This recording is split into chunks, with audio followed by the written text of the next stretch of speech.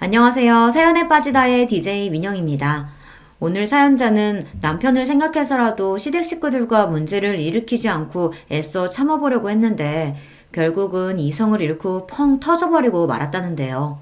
과연 어떤 사연인지 들어보시겠습니다.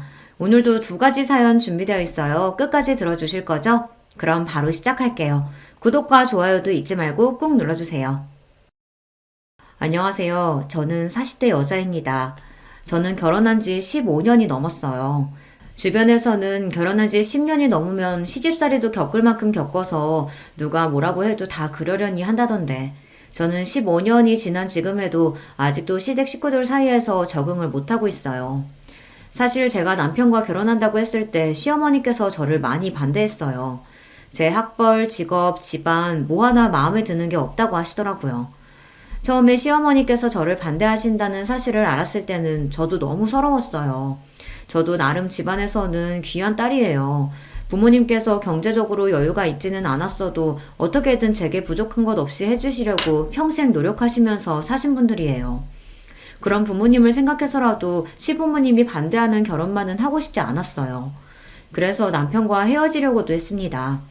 그런데 남편과 제 사이가 그렇게 쉽게 헤어질 수 있는 사이가 아니더라고요. 남편이 결혼할 여자가 있다고 시어머니께 이야기를 하고 난 뒤 시어머니께서 저를 따로 찾아오셨어요.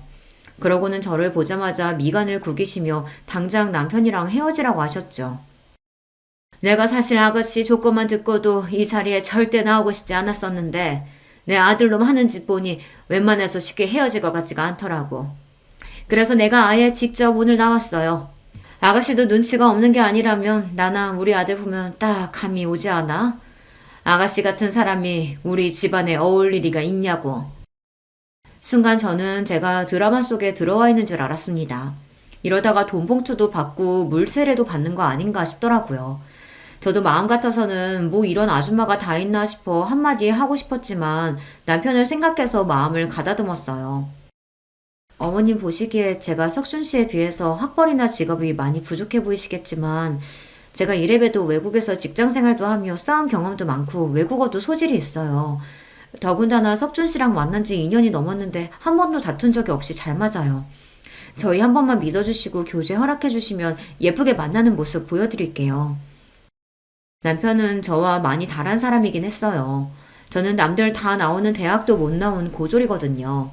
저는 공부에 영 뜻이 없어서 고등학교를 졸업하자마자 바로 인도네시아로 넘어가 공부를 하며 돈을 벌었습니다. 그러고는 바로 여행사에 들어가 가이드 생활을 오래 했어요. 반면 남편은 명문대를 나와 대학원까지 졸업하고 외국에서 경영자 과정까지 밟은 인재예요. 당시에 남편은 친구들과 사업을 하며 대학에 강의도 나가고 있었습니다. 그뿐만이 아니에요. 남편네 집안은 남편뿐만 아니라 다른 가족들도 모두 다 조건이 좋아요.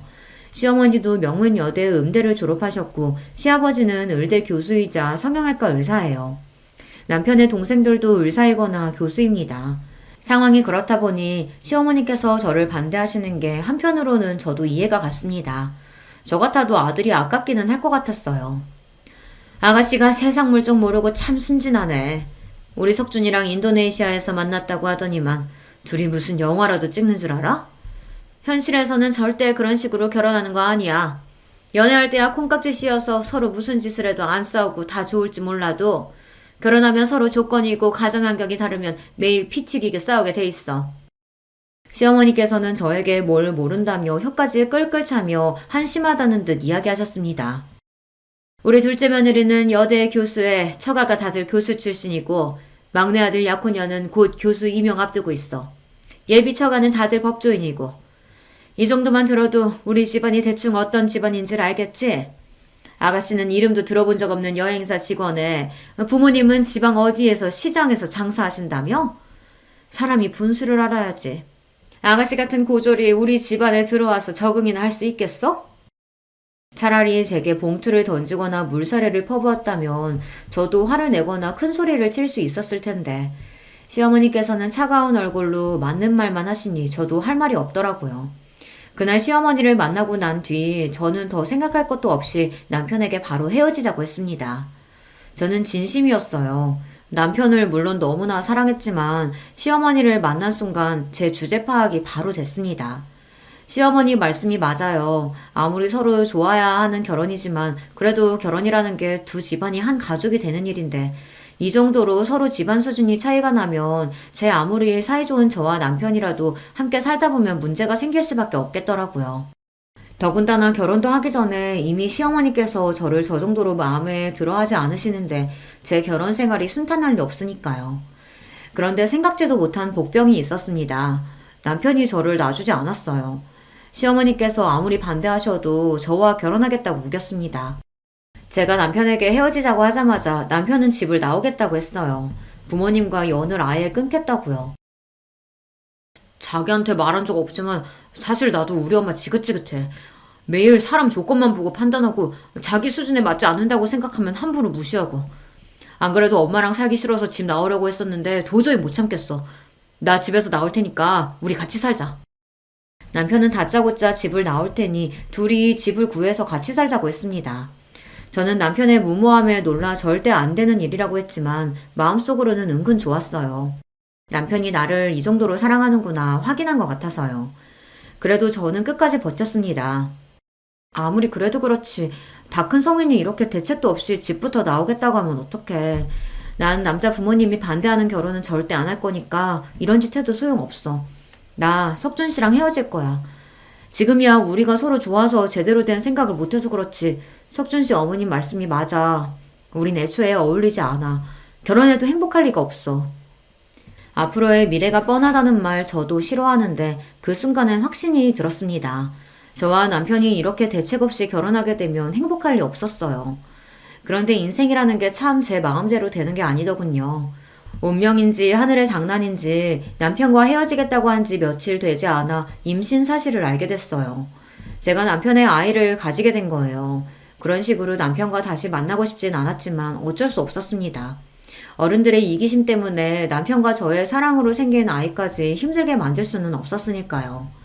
그렇게 저와 남편은 뱃속의 아이 덕분에 결혼하게 됐습니다. 물론 임신 사실을 남편에게 알리고 시어머니께서 알게 되신 이후에도 평탄하지는 않았습니다. 임신? 내가 어른으로서 알아듣게 결혼은 절대 안 된다고 그렇게 이야기했는데도 감히 이런 짓을 벌여?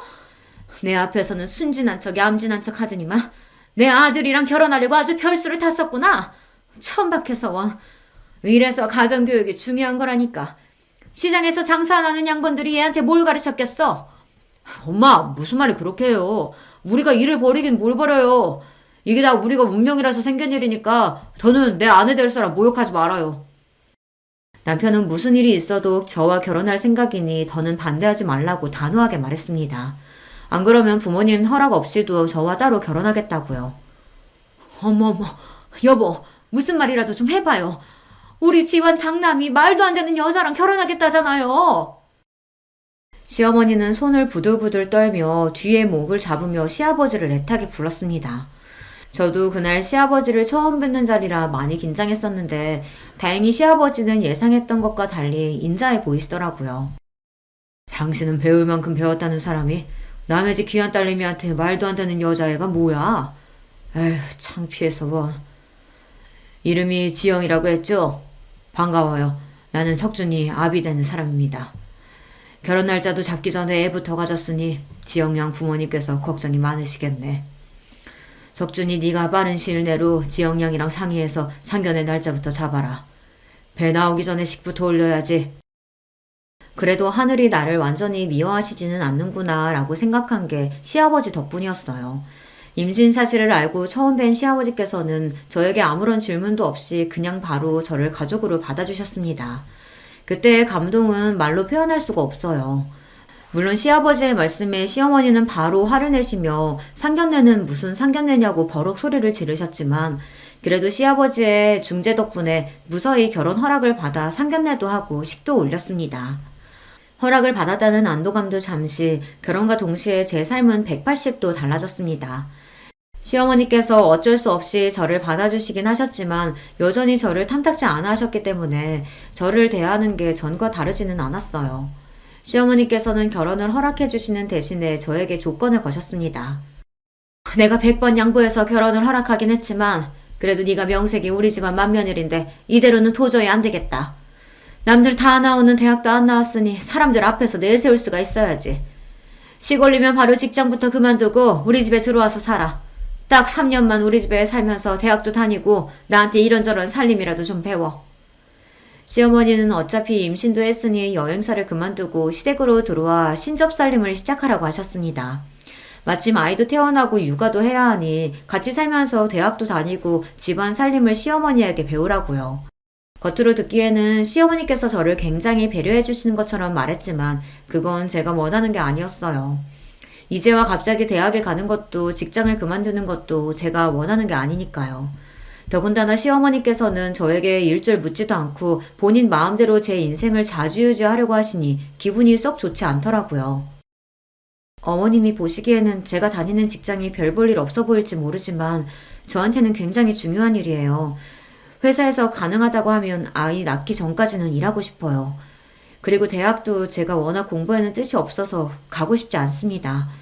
이 나이에 다시 대학에 들어간다는 건 생각해 본 적도 없고요. 저는 애써 조심스럽게 제 생각을 시어머니에게 이야기했습니다. 하지만 제 이야기를 곱게 들어주실 시어머니가 아니었어요. 내가 언제 네 생각 물어봤니? 난 지금까지 살면서 내가 고졸 며느리 보게 될 거라고는 꿈에도 생각해 본 적 한 번도 없어. 이건 네 개인의 문제가 아니라 우리 집안의 문제야. 잔말 말고 내가 시키는 대로 해. 시어머니께서는 제 이야기를 들은 채도 안 하시고 강압적으로 나오셨어요. 정말 한숨만 나오더군요. 그때였어요. 원래 시집살이 시키는 시어머니보다 말리는 시누이가 더 얄밉다고 하더니만 옆에 있던 동서가 굳이 나서서 시어머니 편을 들더군요. 어머 형님, 어머니께서 대학도 보내주고 육아에 살림까지 도와주신다고 집에서 쉬라고 하는데 뭐가 그렇게 생각이 많으세요? 나 같으면 좋아서 바로 그만둘 텐데. 아이고, 우리 둘째 며느리는 대학에 없어서는 안 될 존재인데 절대 그만두면 안 되지.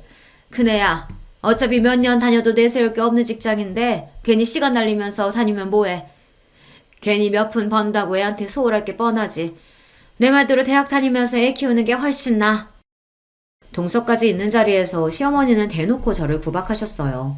제가 무슨 말만 해도 괜한 소리 하지 말고 당신이 시키는 대로 무조건 하라고 하셨죠. 저는 동서 앞에서 자존심이 상하는데도 제가 말해봐야 소용없다는 걸 알다 보니 자꾸만 입을 꾹 다물게 됐어요. 지금 생각하면 제가 바보였어요. 애초에 결혼을 안 했으면 몰랐을까. 어렵게 한 결혼인 만큼 제가 참고 인내하는 수밖에 없다고 생각했습니다. 안 그래도 마음에도 안 드는 며느리가 시부모님과 한 집에 사는데 괜한 문제까지 일으키면 더는 시부모님과 가까워질 수 없을 것 같아서요. 저는 결국 시어머니 말씀대로 결혼과 동시에 일을 그만두고 입시 공부를 다시 시작했어요. 시어머님이 알아봐 주신 학원에 다니며 준비했습니다. 제가 하고 싶어서 하는 공부가 아니어서 그런지 배가 점점 불러오는 몸으로 하기 싫은 공부를 억지로 하니 제 컨디션은 나날이 안 좋아졌습니다. 더군다나 시어머니와 같이 살면서 받는 스트레스가 워낙 많다 보니 식욕도 거의 없었어요. 병원에 갈 때마다 의사는 체중이 잘 늘지 않는다고 걱정하면서 산모가 많이 먹어야 한다고 했습니다. 스트레스도 태아에게 좋지 않다고요. 저도 의사 말대로 스트레스 받지 않고 뱃속에 아이만 생각하고 싶었지만 쉽지 않았습니다. 아침에 눈만 뜨면 시어머니께서 이거 해라 저거 해라 잔소리를 하셨고 틈만 나면 동서와 비교하면서 혀를 쳤습니다. 한 번은 그런 적이 있어요. 시어머니 생신이 다가와서 친정어머니께서 떡을 보내주셨는데요. 동네에서 제일 유명한 떡집에서 금방 한 떡을 바로 냉동 포장해 동서와 나눠 먹으라고 2박스나 보내셨죠. 저는 새벽부터 일어나 시어머니 생신상을 차려드리면서 친정어머니께서 보낸 떡을 한 접시 같이 냈습니다. 맛이라도 보시라고요. 그런데 떡을 보자마자 시어머니께서 눈살을 찌푸리셨습니다. 아침부터 밥에 미역국도 버거운데 웬 떡이냐고요. 어머님 평소에 몸매 관리하시느라 아침에 간단히 드시는 건 잘 알지만 그래도 생신 아침인데 미역국은 드셔야죠. 그리고 이 떡은 엄마가 어제 저녁에 퀵으로 보내주셨어요. 친정 근처에서 제일 유명한 떡집에서 맞추신 거예요. 서울 사람들도 여행 가면 줄 서서 사 먹는 데라고 하더라고요. 동선에도 주라고 넉넉히 보내셔서 동선에도 한 박스 주려고요. 시어머니께서 워낙 저에게 친절하지 않으신 분이라는 걸 알기에 저도 매번 실실 웃으며 애교 섞인 목소리로 말한다는 게 쉬운 일은 아니에요. 그래도 시어머니에게 잘하고 싶은 마음에 매일 마음을 다잡고 노력했습니다. 하지만 역시나 시어머니는 제 마음을 몰라주셨어요. 어머, 요즘 세상에 누가 생일날 떡 먹는다고. 역시 크네. 너희 부모님은 지방분들이라 그런지 많이 뒤처지시긴 했다. 어떻게 사돈네에 이런 촌스러운 떡을 보낼 생각을 한다니? 아 참, 그리고 행여나 눈치 없이 둘째네 떡 보낼 생각은 하지도 마라. 내 생일이라고 둘째네 사돈네는 강남 신세계에서 명품 스카프까지 사서 보냈는데 거기다 대고 네가 친정에서 보냈다고 떡하니 떡을 보내면 그 집에서 우리 집안을 뭐라고 생각하겠어? 창피하게 괜한 짓 하지 말고 제발 좀 가만히 있어. 저도 동서도 둘 다 같은 며느리인데 우리 시댁에서는 위치가 조금 달랐습니다. 동서는 있는 집 딸이고 저는 시댁에서 장사하는 집안 딸이니 수준이 다르다는 소리를 귀에 딱지가 생기게 들어야만 했죠. 남편과 비교하면서 저를 무시할 때는 애써 참았었는데 동서랑 비교하면서 저희 친정 부모님까지 무시하시니 서럽기까지 하더군요. 그날 오후 저는 학원에 가는 길에 쓰러졌어요. 시어머니 생신상 차린다고 며칠 전부터 장보고 음식하느라 무리했더니 몸이 많이 견디질 못했나 보더라고요. 저는 바로 응급실로 옮겨졌고 하마터면 큰일을 치를 뻔했습니다. 병원에서는 유산기가 있다며 무조건 안정을 취해야 한다고 했어요. 저도 그러려고 했던 일은 아니지만 본의 아니게 그 일이 집안에 분란을 만들었습니다. 남편이랑 시아버지께서 난리가 났거든요. 이게 다 엄마 때문이에요. 임신한 사람한테 갑자기 대학을 가라고 우겨가지고 이런 사달이 난 거잖아요. 큰일이라도 났으면 어쩔 뻔했어요. 뭐야? 네 마누라가 몸이 약해 빠져서 비실비실한 걸 가지고 어디 엄마 탓으로 몰아가? 첫째, 네가 말해봐라. 내가 억지로 대학 가라고 시켜서 힘들어서 쓰러진 거니? 어머니, 제가 요즘 이래저래 몸도 힘들고 피곤해서 그랬나 봐요. 걱정 끼쳐서 죄송해요. 결혼하고 시댁에 같이 살면서 남편과 시어머니의 사이가 전보다 더 안 좋아졌습니다. 아무래도 남편이 출근한 사이 저와 시어머니 둘만 집에 있다 보니 남편이 걱정을 많이 했어요. 시어머니가 임신한 저에게 시집살이를 시키는 거 아닌가 해서요. 그러다 보니 남편은 사소한 일에도 일일이 예민해져서 시어머니 앞에서 제 편을 들었습니다. 그럴수록 저는 더 힘들었습니다. 저는 나름 시어머니의 비율을 맞춰가며 잘 지내보려고 노력하는데 남편은 자꾸만 시어머니를 감시하듯 보니 시어머니는 점점 더 저를 미워하시는 것 같았죠. 중간에서 제가 어떻게 해야 할지 몰라 곤욕스러울 때가 많았습니다. 대학에 가겠다고 제가 학원 다니는 걸 남편은 안 그래도 마음에 들어하지 않았었는데요. 그런 일까지 터졌으니 남편은 참지 못하고 어머니께 소리부터 지른 거죠.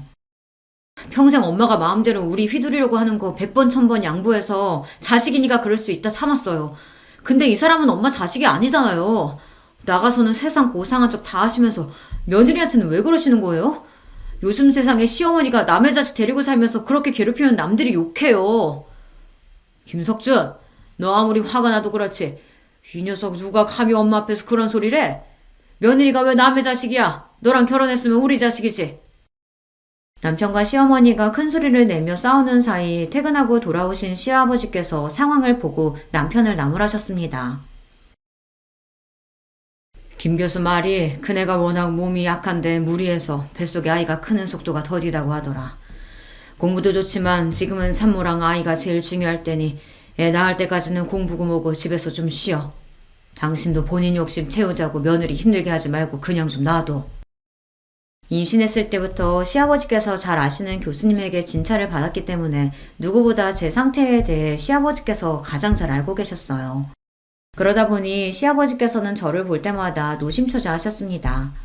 안 그래도 제가 허약한 체질이라 임신했을 때부터 걱정이 많았었는데 쓰러졌다고까지 하니 앞으로 출산 때까지는 아무것도 하지 말고 꼼짝도 하지 말라고 하셨습니다. 그런 상황을 시아버지께서 달가워하실 리 없었습니다. 아이고, 누가 보면 내가 며느리 하나 잡는 줄 알겠네. 첫째 너는 좋겠다. 남편의 시아버지까지 다들 네 편만 들어서? 가족끼리 편이 어딨다고 네 편 내 편 소리하고 있어. 당신 자꾸 가족끼리 편가르기 하고 그럴 거야? 아, 나도 몰라. 나도 이제 남편이고 아들이고 다 필요 없어. 내가 뭘 어쨌다고 다 내 잘못이래? 시어머니는 시아버지와 남편이 모두 상황도 모르고 다 제 편을 든다며 억울하다고 투덜거리며 방으로 들어가 버렸어요. 그러고는 아예 방에서 나오지 않으셨습니다. 그런데 시어머니 생신 바로 다음날 동서가 집에 찾아왔더라고요. 시어머니 생신 때 못 왔다고 비싼 호텔 케이크를 사서 말이죠. 어머니, 제가 어제 왔어야 했는데 요즘 시험 기간이라 일이 너무 많은 거 있죠? 하루 늦었지만 우리 케이크 같이 먹어요. 어머니 신라호텔 케이크 좋아하시잖아요. 아이고, 사돈이 스카프도 보내주고 둘째 네가 용돈도 보냈으면서 뭐하러 오늘까지 왔어. 근데 나처럼 며느리 시집살이 시키고 구박하는 시어머니가 이렇게 좋은 케이크 먹을 자격이 있나 모르겠다. 평소 시어머니께서 저에게 냉랭하게 구실 땐 원래 성격이 냉랭하신 분인가 싶다가도 동서를 대하는 걸 보면 전혀 그렇지 않았어요.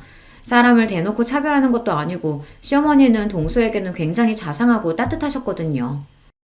어머, 어머님 그게 무슨 말씀이세요? 어머님이 무슨 며느리한테 시집살이를 시킨다고요? 도대체 누가 그런 말도 안 되는 소리래요? 시어머니는 이때다 싶으셨는지 동서에게 어제 있었던 일들을 하소연하듯 토로하셨습니다. 제가 옆에 있는데도 말이죠.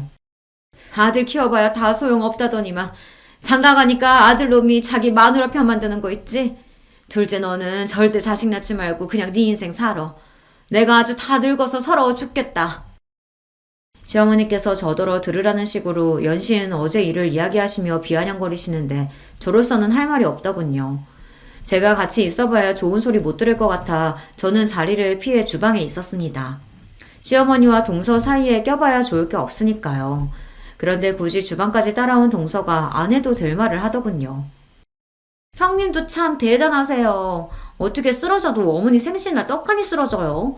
그 덕에 아버님께서 형님 편만 들어주셨다면서요? 역시 외국에서 가이드 하면서 산전수전 다 겪으셨다더니 대단하긴 하네요. 동서, 그게 무슨 뜻이야? 설마 내가 지금 일부러 쓰러지기라도 했다는 거야? 동서가 말하는 뉘앙스가 아무래도 거슬려서 저는 서울거지를 하다 말고 정색했습니다. 그런데도 동서는 당황한 기색조차 없더군요. 앞뒤 정황이 아무래도 이상하잖아요. 일도 그만두고 집에서 팽팽 놀면서 도대체 쓰러지긴 왜 쓰러져요? 연신 학원 다니기 싫다고 하더니만 가기 싫어서 일부러 쓰러진 거 아니에요? 동서가 뭘 한다고 이래? 그래, 뭐 나도 솔직히 학원 다니기 싫었어. 그렇다고 그런 집까지 버릴 정도로 나 영악한 사람 아니거든? 동서야말로 엄연히 내가 손윗 사람인데 왜 자꾸 버릇없이 덤비고 그래? 시어머니한테 구박 맞은 것도 짜증나 죽겠는데 동서까지 저를 무시하니 참을 수가 없더군요. 와, 어머니 앞에서는 찍소리도 못하시더니만. 형님 성격 보통이 아니시네요. 손윗동서라고 지금 저더러 형님 대접해달라는 거예요? 하긴 이 험난한 사회에서 고졸로 버티며 산다는 게 쉬운 일이 아닌데 악착같이 버티면서 아주버님 같은 분까지 꼬신 걸 보면 보통일 리가 없죠. 거실에 시어머니도 계시니 저도 웬만하면 참으려고 했습니다. 그런데 저도 사람인지라 동서가 얄미운 입으로 고조를 어쩌고 하는데 도저히 참을 수가 없더군요. 안 그래도 몸도 안 좋아서 예민한 와중에 동서가 자꾸만 사람을 건드리니 저도 모르게 욱했습니다. 동서, 명색이 교수라는 사람이 왜 이래? 할 말 못할 말 구분도 못해? 그네 너 지금 내 앞에서 뭐 하는 거니? 어디 할 짓이 없어서 아래 동서한테 소리를 질러? 너희 친정에서 그렇게 가르쳤니? 제가 아둔했습니다. 시어머니든 동서든 그 집에 제 편이 없다는 것 정도야 충분히 알고 있었으면서 제가 참지 못하고 욕먹기 딱 좋은 짓을 하고야 말았어요. 그 자리에서 시어머니에게 못해도 30분 동안 내내 구방을 당했습니다. 네가 밉다 하니까 아주 이제 미운지만 골라서 하는구나. 네가 뭐가 잘났다고 감히 형님 흉내 내면서 둘째를 잡아잡기를. 지금 당장 둘째한테 사과하지 못해? 애초에 시어머니는 제 이야기를 들어줄 생각 따위 없다는 사실을 알다 보니 저도 입을 꾹 다물어 버렸습니다. 순간 서러움이 북받쳐 눈에 눈물이 가득 고였지만 울지 않기 위해 꾹 참았습니다. 시어머니는 동서에게 당장 사과하라고 다그치셨지만 저는 동서에게 사과할 생각이 전혀 없었어요. 어머님 아니에요. 저는 형님 걱정돼서 이야기한 건데 형님은 기분이 좀 상하셨나 봐요. 제가 죄송해요, 형님. 다시는 형님 일에 간섭 안 할게요. 원래 많이 배우고 똑똑한 것들은 다 저런 거예요. 동서는 시어머니의 등장과 함께 금세 표정을 바꾸더니만 실실 웃으며 자기가 잘못했다고 하더군요. 그 순간 저는 확실히 알았습니다. 시댁에서의 저의 위치가 어느 정도인지 말이죠. 시어머니는 제가 아이를 가지는 바람에 어쩔 수 없이 남편과 결혼시켰지만 저를 며느리로 인정할 생각이 없으셨어요. 처음부터 저를 무시하고 하대하면서 그 순간을 즐길 생각으로 저를 곁에 두고 괴롭히신 거죠. 제가 어떤 노력을 한들 시어머니에게 며느리로서 인정받는 날은 오지 않을 거라는 걸 저는 알고 있었습니다. 시어머니에게 벗어나려면 제가 남편과 이혼을 해야 하는데 그럴 수는 없으니 제가 참고 사는 수밖에 없었죠.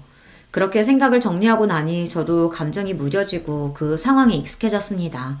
시어머니와 동서의 무시에 한 번씩 욱할 때가 있긴 했지만 남편과 아들만 생각하면서 우리 세 식구 행복하게 사는 데에만 집중하기로 했어요. 그렇게 시간이 흘러 저와 남편은 시댁에서 분가해 나왔고 아들도 많이 자라 학교에 들어갔습니다.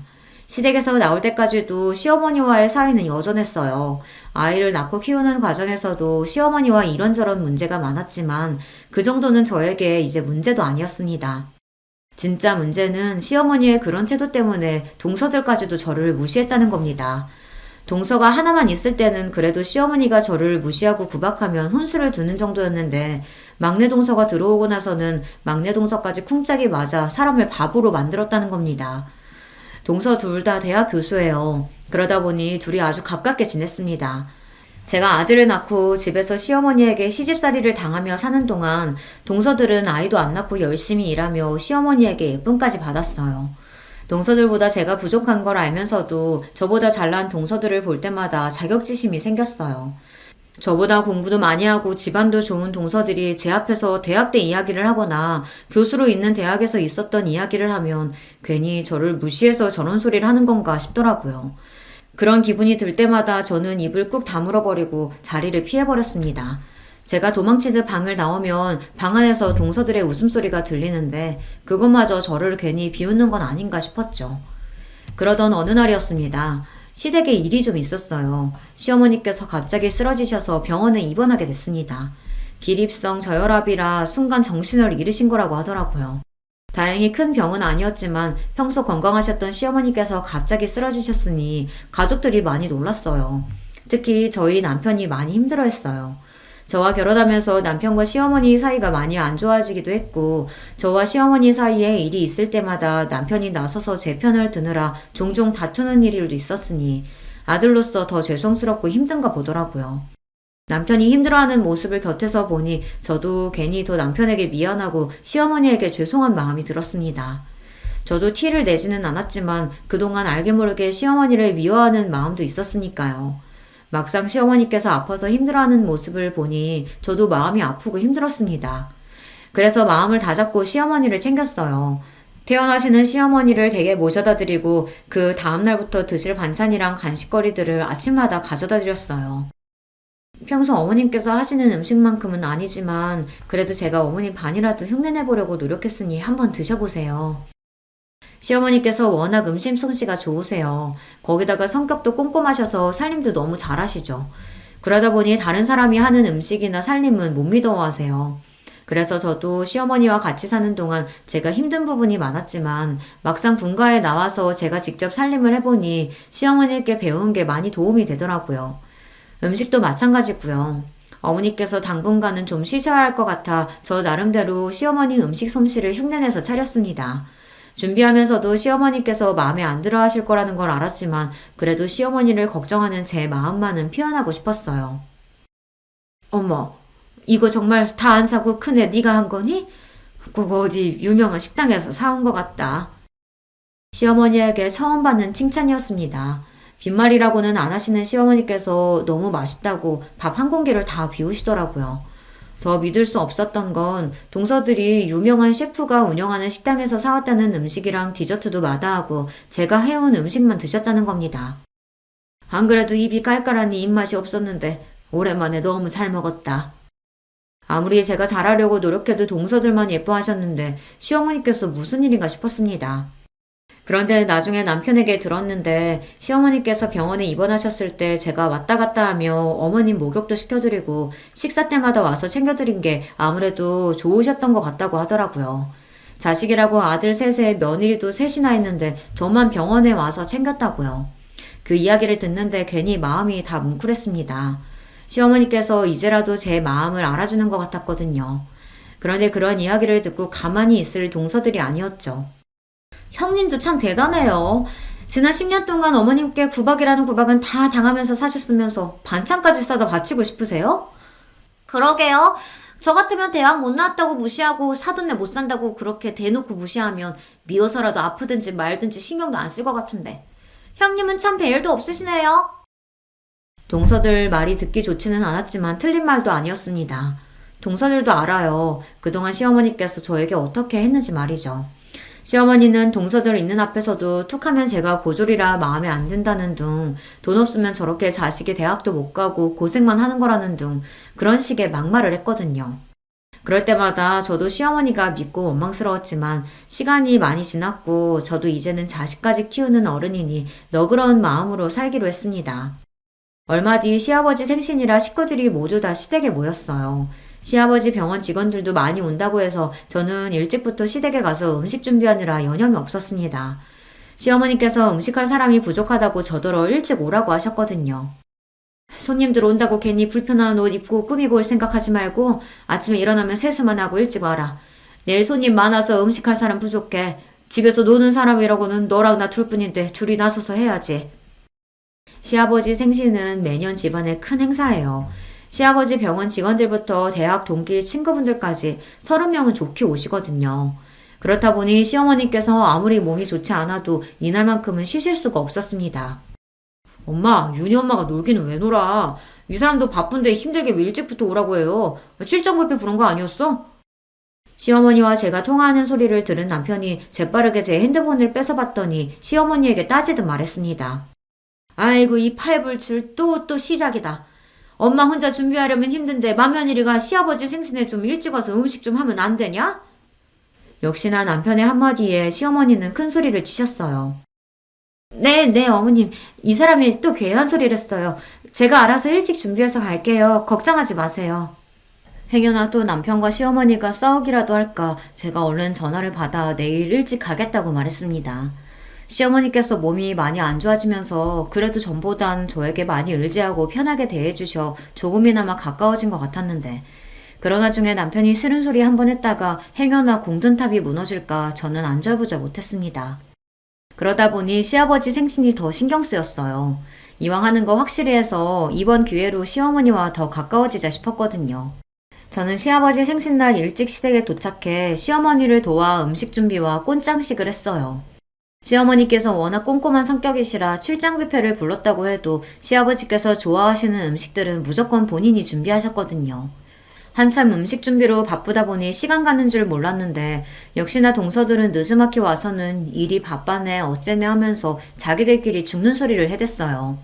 마음 같아서는 듣기 싫어서 조용히 하고 빨리 일이나 거들라고 하고 싶었지만 제가 어디 이 집안에서 그런 소리나 할 수 있는 사람인가요?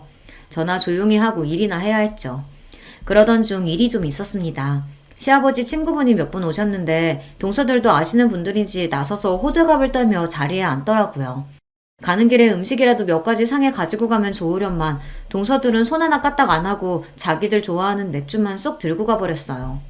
얄밉지만 어쩌겠어요. 제가 말해도 동서들이 들을 리 없으니 혼자 다 해야 했죠. 잠시 뒤 시아버지 병원 직원 몇 분이 밖에서 동서들에게 하는 소리가 들렸는데 그게 기가 막혔습니다. 저희 오늘 너무 바빠서 밥도 못 먹고 이래서 그런데 음식 좀 먼저 가져다 먹어도 돼요? 어머, 그럼요. 주방 안에 들어가면 일하는 아줌마 있으니까 그분한테 좀 상 좀 차려달라고 하세요. 저에게 들리는지 안 들리는지 알고 그러는 줄은 모르겠지만 막내 동서는 뻔히 주방에 저 혼자 있는 걸 알면서도 직원들에게 일하는 아줌마한테 달라고 하라는 소리를 하더군요. 그러면서 동서랑 둘이 시시덕거리는데 기분이 확 상했습니다. 아무리 자기들이 나를 무시해도 그렇지 사람을 뒤에 두고 저런 짓을 하나 싶어서요. 저는 듣다 기분이 상해 먼저 음식을 들고 나갔습니다. 그리고는 주방 앞에 있던 병원 직원에게 인사를 하고 쟁반은 막내 동서에게 던졌어요. 동서는 직원분들 배고프시다는데 왜 그렇게 멍하니 서 있어? 빨리 이거 좀 가져다 드려. 사람들 앞에서 저를 무시하려고 한 게 기분이 상해 저도 유치하지만 복수했어요. 같은 며느리인데 하루 종일 저만 일하고 자기들은 꼿꼿하게 서서 잘난 척만 하는 게 재수가 없어서요. 제가 그렇게 나올 줄은 몰랐는지 동서들 얼굴이 새빨개지더군요. 뻔하죠. 제가 감히 자기들한테 일을 시킬 줄은 몰랐던 거예요. 저도 이제 될 대로 되라였습니다. 동서들이라고 둘이 붙어서 사람을 매번 바보로 만드는데 저라고 매번 참아줄 필요는 없으니까요. 어머, 안녕하세요. 저번에 병원에서 뵀는데 원장님 첫째 며느님이시죠? 그때 해다 주신 쿠키 너무 잘 먹었어요. 솜씨가 진짜 좋으시더라고요. 아니에요. 동서 뭐해? 빨리 가져다 드려. 동서들은 병원 사람들이 당연히 저를 모를 거라 생각하고 일하는 사람으로 속여 놀릴 생각이었겠지만 사실 저도 시아버지 병원에 자주 왔다 갔다 해서 웬만한 직원들은 얼굴을 다 알아요. 병원 직원들이 저를 알아보고 이야기를 나누자 동서들은 입술을 삐죽거리더니 일그러진 얼굴로 쟁반을 들고 나갔죠. 그 모습을 보는데 저도 은근 속이 시원하더라고요. 그런데 잠시 후 생각지도 못한 일이 있었습니다. 조금 전 일로 동서들이 배알이 잔뜩 꼬였는지 주방으로 들어온 동서들이 작정하고 저에게 재수없는 짓거리를 해댔어요. 손님들이 거의 다 도착해서 바쁘게 쟁반을 담고 있는 제 옆에서 둘이 영어로 중얼거리더라고요. 처음엔 또 뭐하는 짓인가 하고 넘겼는데 들으면 들을수록 기분이 이상했습니다. 저를 향해 뭐라고 떠들기 시작하더니만 자기들끼리 킥킥거리며 웃더라고요. 그 모습에 저는 너무 황당해서 동서들에게 지금 뭐하는 거냐고 물었어요. 그러자 동서가 저를 향해 비웃듯 입술을 실룩거리더라고요. 아, 맞다. 형님은 영어 전혀 모르죠? 저랑 동서가 둘 다 유학하다 보니까 둘이 있을 땐 영어가 편해서요. 우리도 모르게 영어로 얘기했네요. 뭐 어때요? 어차피 형님은 한국말로 해도 못 알아들을 얘긴데. 동서들은 원래 자기들끼리는 영어로 대화하는 게 편하다고 하며 저더러 못 알아듣는다고 대놓고 사람을 비웃더군요. 순간 저는 얼굴이 붉어지다 못해 금방이라도 터질 것처럼 뜨거웠어요. 다른 건 몰라도 제가 고졸이라 사람들보다 못 배웠다고 무시하는 건 제가 받아칠 말이 없었거든요. 저는 순간 감정이 몰아치며 금방이라도 눈물이 왈칵 쏟아질 것 같아 그 자리에 도저히 있을 수가 없었습니다. 화장실에 간다고 대충 둘러대고 서둘러 주방을 나와버렸어요. 그러고는 혹여나 엉망이 된 얼굴을 누구에게 들키기라도 할까봐 얼른 2층으로 올라왔습니다. 분가하기 전에 저와 남편이 쓰던 방에 들어와 있었어요. 그런데 그때 밖에서 인긴척이 나더니 누군가 방문을 열었습니다. 저는 얼른 눈을 비비고 자리에서 벌떡 일어났어요. 문을 열고 들어온 사람은 다름 아닌 시아버지였습니다. 시아버지는 방에 덩그러니 혼자 있는 저를 보고 놀라서 걱정스러운 얼굴로 다가오셨습니다. 첫째야, 너 혼자 여기서 뭐하고 있어? 시아버지의 인자한 목소리에 애써 붙잡고 있던 마음이 우르르 무너지는 것 같았어요. 저도 모르게 참고 있던 눈물이 쏟아지고 말았습니다. 아버님, 저 진짜 죽고 싶어요. 너무 화나고 억울해서 도저히 이대로는 못 있겠어요. 남편 앞에서도 흘려본 적 없는 눈물을 시아버지 앞에서 흘리고 말았어요. 그것도 거의 오열을 하면서요. 제 갑작스러운 행동에 당황한 시아버지는 도대체 무슨 일이 있었던 거냐고 물으셨습니다. 저는 그제야 정신을 차리고 아니라고 괜찮다고 애써 눈물을 감춰보려고 했지만 이미 소용이 없었어요. 시아버지는 왜 그런 건지 지금 당장 이야기하라고 하셨습니다. 네가 웬만한 일로 이러래야? 뭐가 그렇게 서럽고 억울해서 그래? 얘 괜찮으니까 얼른 얘기해봐. 내가 다 해결해줄게. 저는 당황해서 우물쭈물하다 결국은 그동안 있었던 일을 다 이야기했습니다. 동서들이 저를 만날 때마다 얼마나 무시했는지 말이죠. 시아버지께서는 가만히 제 이야기만 듣고 계셨어요. 그러고는 아무 말 없이 제 등을 토닥여 주시더니 바로 남편에게 연락해서 저를 데리고 가라고 하셨습니다. 저는 어리둥절한 상태로 남편과 집에 돌아왔어요. 그런데 다음날 아침 말도 안 되는 일이 제 눈앞에 벌어졌습니다. 아들을 등교시키고 집에 돌아왔는데 동서 둘이 우리 집 현관 앞에 서 있더라고요. 저는 동서들 얼굴을 보자마자 기분이 상해 쳐다보지도 않고 집 안으로 들어가려고 했습니다. 그러자 동서가 제 손을 덥석 잡더니 따라 들어오더라고요. 저는 놀라서 지금 뭐 하는 거냐고 소리쳤어요. 그런데 그때 우물쭈물하고 있던 동서들이 갑자기 바닥에 무릎을 꿇고 앉더라고요. 저희가 생각이 짧았어요. 저희는 그냥 형님이랑 허물없이 지내고 싶어서 그런 건데 형님이 그렇게 힘들어하신지는 생각도 못했어요. 저는 순간 어안이 벙벙해서 도대체 이게 무슨 일인가 싶었습니다. 맞아요, 형님. 저희는 그냥 형님이랑 친하게 지내고 싶어서 그런 건데 기분 나쁘셨다면 너무 죄송해요. 제발 저희 용서하시고 아버님께 우리 다 풀고 화해했다고 잘 좀 말씀드려주세요. 막내 동서가 아버님까지 운운하며 이야기를 하는 거 보니 아무래도 아버님께 혼났다 보다 싶었죠. 알고 보니 어젯밤 시아버지께서 저를 집에 보내고 나서 동서들을 불러 아주 호통을 치셨나 봐요. 너희들이 그깟 대학 좀 나오고 외국물 좀 먹었다고 대단한 줄 아나 본데 나는 절대 그렇게 생각 안 한다. 너희야 운 좋게 부모 잘 만나서 부모님이 다 알아서 뒷바라지 해줬지만 그네는 너희랑 달라. 혼자 힘으로 그 먼 외국 땅까지 가서 돈 벌고 자리 잡은 애라고. 그뿐만이 아니었어요. 원래 둘째 아들에게 원장 자리를 넘겨주신다고 하셨던 아버님께서 말을 바꾸셨대요. 그동안 너희가 몰라서 그렇지. 우리 병원에 동남아 손님들 몰고 온 건 다 큰애 덕분이다. 나는 생각도 못하고 있었는데 그네 아는 여행사 대표가 성형에 관심 있는 동남아 큰손을 몇 명을 소개해준 줄 알아? 그 연줄로 올해 최고 매출 찍은 거라고. 거기다가 큰애가 통역까지 다 해줬다. 내가 그래서 얼마나 덕을 많이 받는데? 너희 큰애가 인도네시아 말할 때 얼마나 멋있는 줄 아냐? 그깟 남들 다 아는 영어 좀 한다고 뻐기기는. 그랬습니다. 제가 몇 년 전부터 잘 아는 여회사 사장님께서 부탁하셔서 시아버지 병원을 소개했어요. 최근 동남아에서 오시는 손님 중에 한국에서 성형을 받고 싶어하는 사람들이 많다고 하더라고요. 그래서 몇 번 제가 손님들을 모시고 시아버지 병원에 가서 통역도 해드렸죠. 그 이후 소문이 좋게 나서 외국인 손님이 대폭 늘었어요. 그 일로 시아버지께서 저에게 매우 고마워하셨습니다. 목동이가 굴러왔다고요. 아버님, 형님 말만 들으시고 저희 오해하신 것 같은데 저희 형님 무시한 거 아니에요. 저희는 그냥 형님이랑 허물없이 지내려다가. 뭐? 허물없이? 두 번만 허물없이 지냈다가 아주 이제 동사들끼리 욕도 하겠다. 나도 지난 10년 동안 너희 며느리 셋 다 지켜봤어. 너희들이 아무리 학벌이 좋고 직업이 좋다고 해도 남편 챙기고 집안일 챙기는 면에서는 그네 발톱에 때만도 못해. 그런 것들이 어디서 잘난 척이야? 앞으로 병원 일은 큰애랑 큰며느리한테 맡길 테니까 그런 줄 알아.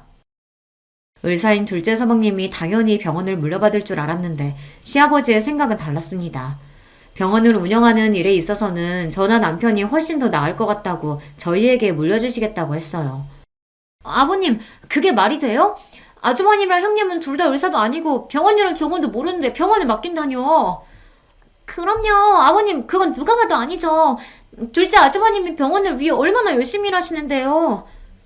병원도 엄연히 사업이야. 의사야 병원에 차고 넘치는데 병원 운영은 사업가가 맡아서 하는 거지 뭐.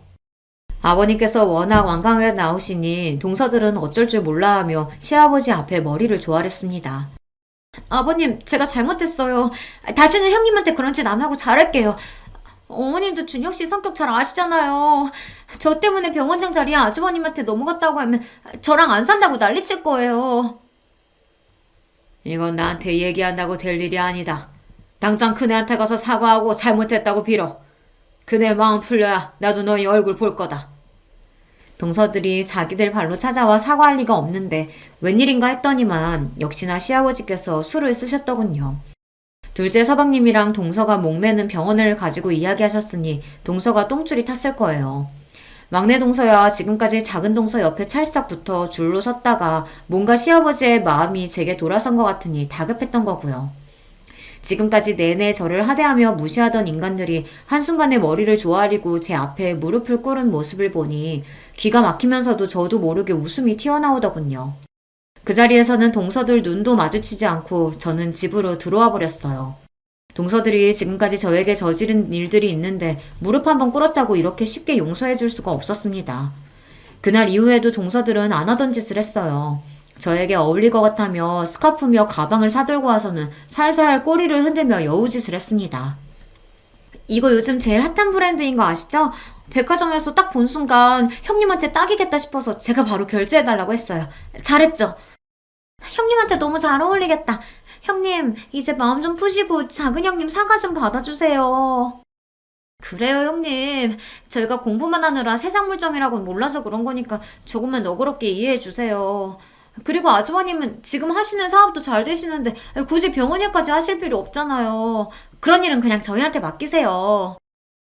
동서들의 속이 뻔히 다 보였습니다. 시아버지께서 완강하시니 대충 저에게 사과하고 넘어갈 생각이었죠. 사업 잘 되니까 이럴 때 다른 사업도 해보는 거지 뭐. 나도 병원에 몇 번 손님 소개하면서 왔다 갔다 하다 보니까 은근 재밌더라고. 이 김에 그냥 나랑 남편이 본격적으로 맡아서 병원 운영해보는 것도 나쁘지 않을 것 같아. 제 말에 눈이 동그래져서 동공이 마구 흔들리는데도 동서는 애써 표정을 가다듬으며 실실 웃었습니다. 마음 같아서는 저에게 소리를 버럭 지르고 싶겠지만 꾹 참고 있는 게 보였어요. 그 이후로도 내내 동서들은 틈만 나면 찾아와 저에게 온갖 아부와 선물 공세를 했습니다. 저는 그냥 이 상황을 즐기고 있어요. 사실 저나 남편이나 병원 운영에 딱히 관심은 없어요. 남편도 작은 서방님이 맡으시는 게 당연하다고 생각하고 있습니다. 하지만 동서들이 워낙 저에게 했던 짓이 괘씸해서 당분간은 즐기기로 했습니다. 이 기회에 동서들 버릇을 똑똑히 고쳐주려고요. 제가 잘하고 있는 거 맞겠죠? 여러분께서 저에게 잘하고 있다고 조금만 더 동서들에게 복수하면서 즐겨도 된다고 응원하는 글 많이 댓글로 남겨주시면 저에게 큰 힘이 될 것 같습니다. 두서없이 써내려간 제 이야기 끝까지 들어주셔서 감사합니다. 여러분의 가정에는 언제나 화목한 일만 가득하시길 바랄게요. 반갑습니다. 저는 경기도에 살고 있는 30대 중반의 여자입니다. 제가 워낙 말솜씨가 없는 편인지라 재밌게 이야기하는 법을 모르는데요. 사연을 보내는 건 써두고 몇 번이나 고쳐 적을 수 있으니 용기가 생겨서 이렇게 한번 도전해보게 되었습니다. 이 이야기는 몇 달 전 저에게 있었던 웃지 못할, 그러나 생각하면 어이없이 웃음이 나오는 일인데요. 여러분께 한번 들려드리도록 하겠습니다. 전 지금 여성 속옷 사업을 하고 있어요. 규모는 정확히 말할 수 없지만 그래도 이름을 말하면 업계 쪽에선 꽤 알아주는 정도죠. 매출이 얼마인지, 제 연봉이 얼마인지, 자산을 얼마 정도 가졌는지는 우리 신랑도 몰라요. 제가 말한 적이 없거든요. 돈 얘기는 가족끼리여도 선을 그어두는 게 제 철칙이거든요. 통장을 오픈하지는 않아도 상대가 금전적으로 여유로운지 아닌지는 충분히 알 수 있으니까요. 그 정도면 됐다고 생각해요. 이런 철칙을 세운 건 별다른 큰 이유가 있어서 그런 게 아닙니다. 다만 결혼한 부부도 남이 될 수 있고 돈 문제가 걸리면 사소한 다툼도 크게 번질 수 있다는 걸 아니까 사전에 대비하는 거라고 보면 되겠네요. 부부 사이에 계산적으로 굴게 되는 것도 싫고요. 다행히 남편도 이런 제 생각을 이해해줘서 여태껏 서로의 자산에 대해선 터치하지 않았습니다. 저는 지금 15명의 직원을 두었고 그들의 월급을 넉넉히 챙겨주고도 제가 충분히 가져갈 만큼 안정적인 상황이에요. 무슨 일이든 10년 이상 버티면 프로라고 하던데 저는 이렇게 되기까지 대략 15년의 세월이 걸렸으니 그 말보다 더 긴 시간을 보낸 후에야 꿈을 이뤘네요. 하루는 길게 느껴지는데 15년은 왜 이리 빠르게 느껴지는지 새삼 제가 견디고 이겨내온 세월이 대단하게 보입니다. 이럴 때면 저 스스로한테라도 잘했다고, 그동안 잘 버텨왔다고 다독여주고 싶어요. 장하다, 대견하다, 기특하다 이런 말을 내뱉을 수 있기까지 저는 그간 많은 시행착오와 고난을 지나쳐야만 했습니다. 저는 편부모 가정에서 자랐어요. 부모님이 이혼하시기 전에는 그리 풍족한 편은 아니었어도 평범한 집이었는데요. 아빠가 보증을 잘못 선 이후부터 가세가 급격히 기울기 시작했어요. 그 어마어마한 빚을 해결하지 못한 엄마는 결국 가족 모두가 거리로 내려앉기 전 이혼을 선택했어요. 이미 고등학교에 들어간 언니는 아빠에게 갔고 그보다 어렸던 저는 엄마에게로 가게 됐어요. 언니랑은 그래도 제가 고등학교에 들어갈 때까지 꼬박꼬박 연락을 했었는데 아빠 빚을 갚으려고 학교를 자퇴하고서 일을 시작한다더니 그 이후로 연락이 끊겨버렸습니다. 번호를 알아내려고 해도 방법이 없었고 문자로 알려줬던 주소를 찾아가 보니 이미 또 한 번 이사를 간 후더라고요. 그렇게 40살이 가까워진 지금까지 언니를 만날 수 없었죠. 밖에서 일 한번 해본 적 없던 엄마는 저를 키우기 위해 설거지 일을 시작하셨어요. 매일 아침 7시부터 저녁 8시까지 설거지만 주구장창 해야 하는 허리 한번 피기 힘든 고역이었죠. 엄마는 일을 갔다 오면 걸레로 방을 쓱 한번 훔치고 따뜻한 밥상을 내어주셨어요. 그리고 당신은 소화가 잘 안 된다며 찬밥에 물을 말아 후루룩 드셨죠. 그런 엄마를 보면서 정말 속상했어요. 허리가 아픈지 엄마는 밤새 잠을 뒤척였고 그럼 저는 또 이불 속에 숨어 내내 울었습니다. 그럴 때면 언니가 너무 보고 싶었어요. 언니가 있었다면 엄마가 덜 힘들었을까. 언니가 있었다면 우리 셋이 손을 잡고 잘 수 있으니까 금방 꿈나라로 갈 수 있지 않았을까. 매일 언니가 곁에 있는 상상을 하며 잠들었던 것 같아요. 나이가 들고 성인이 되면서 이 모든 불행은 결국 돈 때문이라는 걸 알았습니다. 우리 가족이 헤어져야 했던 것도, 언니가 연락을 끊고 떠난 것도, 엄마가 매일 밤마다 끙끙 앓는 것도 전부 바로 그 망할 돈 때문이었다는 걸요. 저는 무작정 돈을 벌기로 했습니다. 어디에 쓸지, 뭐에 필요한지는 중요치 않았어요. 무조건 많은 돈을 벌여야겠다는 게 유일한 목표였죠. 하지만 워낙 없이 자란 탓에 어떻게 해야 돈이 모이는지 몰랐어요. 분명한 건 엄마처럼 저렇게 정직한 일, 또 누구나 할 수 있는 일을 하면 계획처럼 금방 돈을 모을 수 없다는 거였습니다. 그래서 떠오른 게 사업이었어요. 누군가의 밑에서가 아니라 제가 대표가 되는 길이 가장 위험하면서도 힘들지만 그만큼 빠르고 확신한 길이라고 생각했거든요. 무슨 분야가 좋을까, 어떤 계통이 내게 맞을까 고민하다가 찾은 게 바로 속옷 사업이었습니다. 15년 전까지만 해도 여성의 속옷은 그리 발달하지 않은 상태였거든요. 구체적으로 밝힐 수는 없지만 제가 목표한 속옷이 컨셉을 위해서 직접 발로 뛰며 시안을 정하고 제작에 돌입했습니다. 많이 실패하기도 하고 예상한 만큼 성과가 나오지 않아 멈추고 다시 시작하고 멈추고 다시 시작하기는 몇 번째. 제 나이 20대 중반이 되고 새롭게 도전한 디자인 제품이 출시된 이후 제게도 조금씩 단골 손님이 생기기 시작했어요. 그때 처음으로 어쩌면 이 일이 가능하겠다. 나 이 일로 밥 벌어 먹고 살 수 있겠다라는 희망이 보였죠. 그 전까지는 영락없이 쫄딱 망하는 게 아닌가 싶었거든요. 돈이 벌리니까 이 일이 더 재밌어졌고 더욱 많은 돈을 만지고 싶은 욕심이 생겼어요. 이상하게도 돈이 벌리지 않을 때보다 더 열심히 일하게 된 거예요. 그렇게 점차 성과가 나타나기 시작한 이후 크게 유명해지거나 판매 수익이 한때 확 높아지진 않아도 매출폭은 천천히 그렇지만 분명하게 커지고 있었어요. 그것만 믿고 지금까지 버텨온 게 15년이 된 겁니다. 이렇게 보니 시행착오를 겪긴 했지만 그래도 확신을 가진 덕분에 엄청 고단했던 길은 아니었던 것 같네요. 마음의 안정이 있는 것만으로도 육체적 힘듦은 어느 정도 극복할 수 있으니까요. 한때 무작정 돈을 많이 버는 게 목표였는데 그래도 어느 정도는 이룬 것 같아요. 이렇게 지금의 자리에 올라 엄마께 집을 사드리고 결혼 자금으로 넉넉히 모아두었거든요. 사실 결혼 자금이라고 하기엔 전 딱히 결혼 생각이 없었기에 그냥 저축하는 것이나 마찬가지였어요. 남들이 다 하니까 엄마가 하라고 하니까 준비했던 것뿐이지 저에게 결혼과 비혼 중에 선택하라고 한다면 비혼이었거든요. 지금 와서 생각해보니 딱히 특별하거나 심각한 이유가 있던 건 아니었고 아마도 일이 바쁘니 결혼과 출산, 육아로 제 시간을 뺏기기 싫었던 것 같아요. 제가 대표인데 자리를 비우는 건 말도 안 된다고 생각했거든요. 안정적인 자리에 안주하지 말고 직원들과 함께 더 나은 좋은 꿈을 향해 쉴 틈 없이 나아가는 게 사업가로서의 제 목표였으니까요. 그렇지만 다짐은 다짐일 뿐 친구들에게 나 결혼 안 할 거야 라고 공개 선언한 지 1년 후 30대가 되고서 저는 마치 거짓말처럼 결혼을 하게 됐습니다. 남자친구와 연애한 지 6개월 만에 날짜를 잡고 식을 올리게 됐거든요. 그야말로 속전속결이었어요. 이런 말도 안 되는 일정은 남자친구와 제가 오래된 선후배 사이였기에 가능했던 일이었습니다. 사실 남자친구는 제 고등학교 후배로 같은 동아리 출신이었어요. 그때 당시엔 집도 가깝고 성격도 잘 맞아서 친한 누나 동생으로 가깝게 지내다가 제가 학교를 졸업하면서 한동안 연락이 끊겼는데요. 운명처럼 성인이 돼서 다시 만나게 된 겁니다. 반가움에 자주 만나게 되고 그러다 보니 정이 생기고 감정이 생겨서 연인으로 발전하게 되었죠. 남자친구는 남자답고 듬직한 편이에요. 저보다 1살 어리지만 본받을 점도 많고 어른스러워서 믿음이 갔어요. 그저 그런 사람이 아니라 훌륭한 인품을 가진 사람이란 걸 확신하기 때문에 결혼까지 한 번에 쭉 나아갈 수 있었던 것 같아요. 지금까지도 곁에서 볼 때 당시에 제 확신이 틀리지 않았다고 생각해요. 어찌됐든 남편이 된 그 사람은 제가 속옷 사업을 하는 것만 알고 구체적인 건 모릅니다. 남편한테 일 얘기하는 거 안 좋아하기도 하고 수익 얘기가 나오면 그냥 대충 얼버무리곤 했죠. 결혼할 때도 딱 반씩 준비해서 집과 혼수를 장만하고 생활비는 매달 초 각자 정해진 금액을 공동 통장에 넣어두고서 생활하니 딱히 벌이를 밝힐 필요가 없더라고요. 제가 이런 신념을 가지게 된 게 어릴 때 부모님의 이혼과 언니와의 이별 때문에 그런 것 같다고 남편에게 솔직히 말해주었습니다. 그러자 남편도 이런 저를 이해해 주더라고요.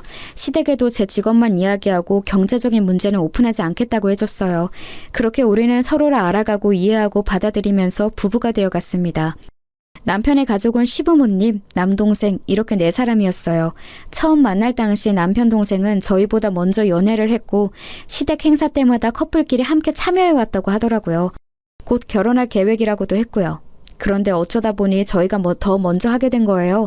원래 먼저 얘기가 나왔는데 남편과 제가 급하게 날짜를 잡고 해버리는 바람에 뒤로 밀려난 것 같더라고요. 상황을 알게 된 후 미안한 마음이 들어서 시부모님께 지금 이렇게 진행해도 괜찮겠냐고 여쭤봤어요. 그러자 시아버님 말씀으로는 그쪽은 결혼 준비가 안 돼 있어서 어차피 미뤄야 했다고 하셨거든요. 그래서 저도 어느 정도 마음 놓고 서방님한테 죄송하다고 우선 말로 사과드렸어요. 서방님은 점잖고 과묵한 양반 같은 타입이라 정중히 괜찮다고 답해주었죠. 그런데 나중에서야 듣게 된 게 결혼이 미뤄진 것에 대해서 그 동생 여자친구분, 그러니까 지금의 동서는 당시 기분이 굉장히 안 좋았다고 하더라고요.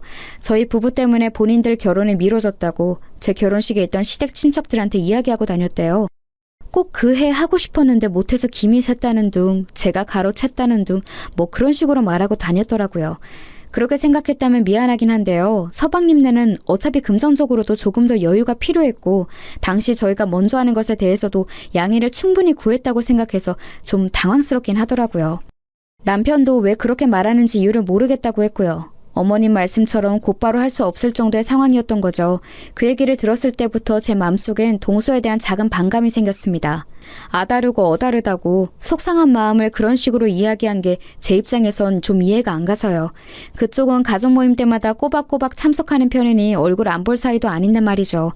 그래서 당시 결혼 후에 동서를 다시 만나게 됐을 때 최대한 웃으면서 말을 했어요.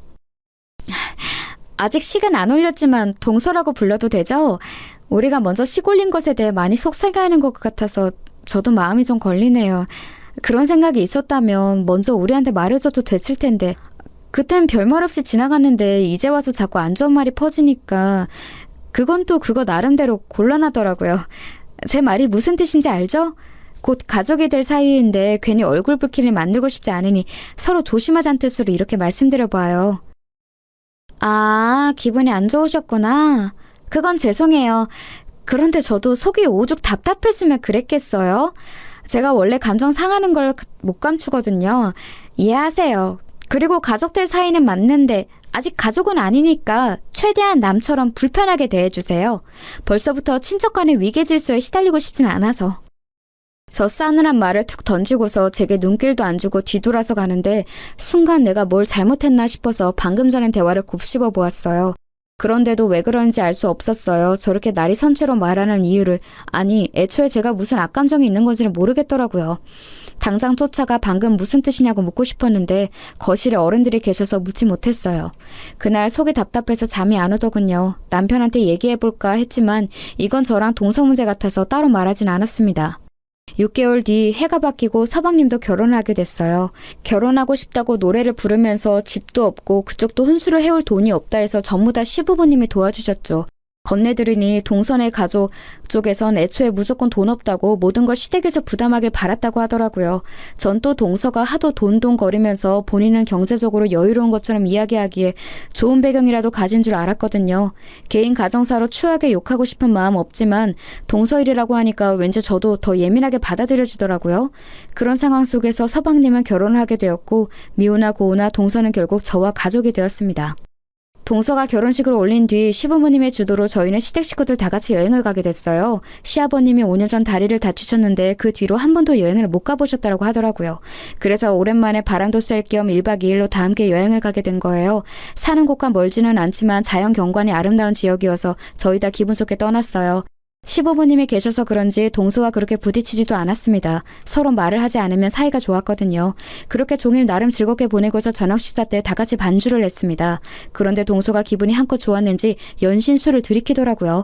그렇게 안 생겼는데 엄청난 주당이라고 하더군요. 하도 술을 마셔대서 서방님이 말릴 정도라고 하더군요. 동서가 술을 잘 마시는 걸 가족들 아무도 몰랐던지라 다들 토끼 눈이 된 채로 바라보았습니다. 그런데 더 웃긴 건 주사가 장난이 아니더라고요. 노래방을 가자는 둥, 고스톱을 치자는 둥 아주 갖가지 유흥을 제안하면서 동네 떠들썩하게 고래고래 소리를 지르고 동서 말리느라 서방님이랑 저희 남편이 아주 진을 뺐죠. 그 모습을 보니까 한심하지만 귀여운 동생 같아서 오히려 마음이 풀리더군요. 자존심 부리고 못난 말을 해도 결국 너도 20대 후반의 철없는 여자이구나 라는 생각이 들어서요. 그렇게 숙소에 들어가고 나서 서방님은 동서 먹일 약을 사러 나가고 남편은 씻으러 욕실로 들어간 때였습니다. 방에 들어와 쉬고 있는데 갑자기 동서가 벌컥 들어오더군요. 놀라서 무슨 일이냐고 취한 것 같으니 얼른 방에 돌아가 침대에 누우라고 했습니다. 그러자 인사불성이 된 건지 뭔지 저에게 사태질을 하면서 말하더군요.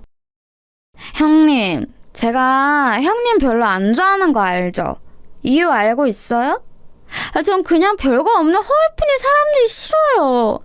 별거 없으면서 무게 잡고 가진 거 없으면서 좋은 차 타고 형님처럼 실수 없이 허울만 그럴싸하게 꾸민 사람들이 싫다고요.